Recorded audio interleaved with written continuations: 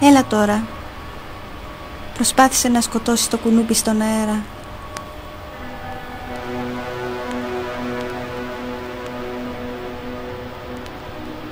Πόσο ωραία χτυπάει το μικρό ρολόι. Οι μικροί άνθρωποι δεν μπορούν να ακούν βαρύς ήχους.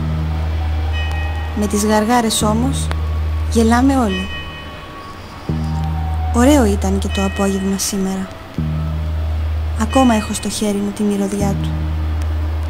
Όχι βέβαια του απογεύματος, αλλά του σώματός του. Αλλά δεν μπορώ να του μιλήσω για το απόγευμα. Δεν θα με καταλάβει. Μετά έκλαψα. Μου λέει, μου τη δίνει όταν κλαις. Δεν κατάλαβα τι εννοούσε και δεν τον ρώτησα. Μιλάμε και δεν καταλαβαίνόμαστε. Γι' αυτό κοιταζόμαστε. Συχνά. Και πολλή ώρα. Φτάνει πια.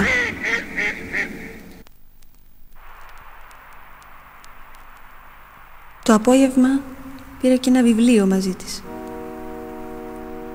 Ξαφνικά κοιτάχτηκε στο καθρεφτάκι και άρχισε να τεντώνει το δέρμα της και μετά να βάφεται. Γιατί έβαψε τα χείλια της τόσο κόκκινα, αφού ο δρόμος ήταν εντελώς άδειος?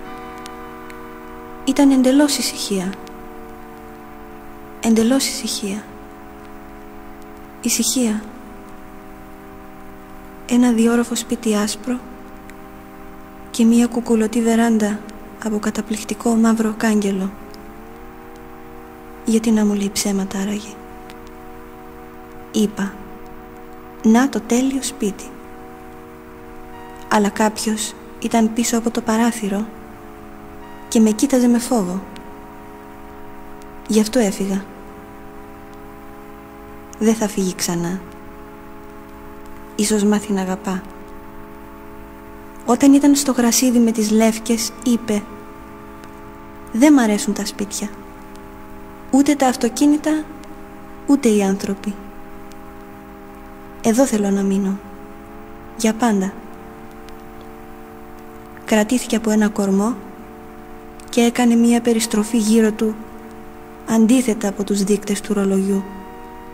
Πήγε να βγει, αλλά δεν ήταν από εκεί η έξοδος. Μετά είδε το σπίτι που σου έλεγα πριν. Βάζουν κάτι σκύλους στους κήπους τους που γαυγίζουν από όπου κι αν περνάς. Δεν γαμιούνται. Τώρα είμαι στη μέση του δρόμου. Ησυχία. Εντελώς. Απογευματινός ήλιος. Αλλά πίσω από τα σπίτια και τους κήπους.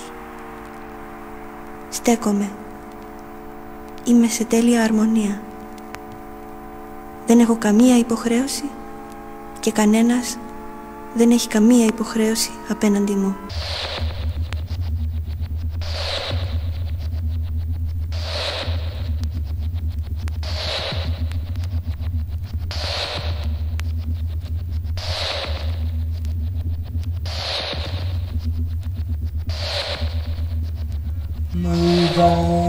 Move on, total wit. Take them to the glowing split. Well, it isn't late for a damned fate. Left the lights on for the next party, though the playroom is still empty.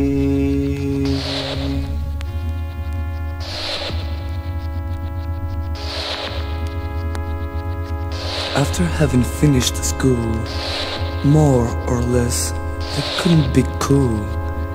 As they met, they fell in love. But before the natural end, they've been forced to regress.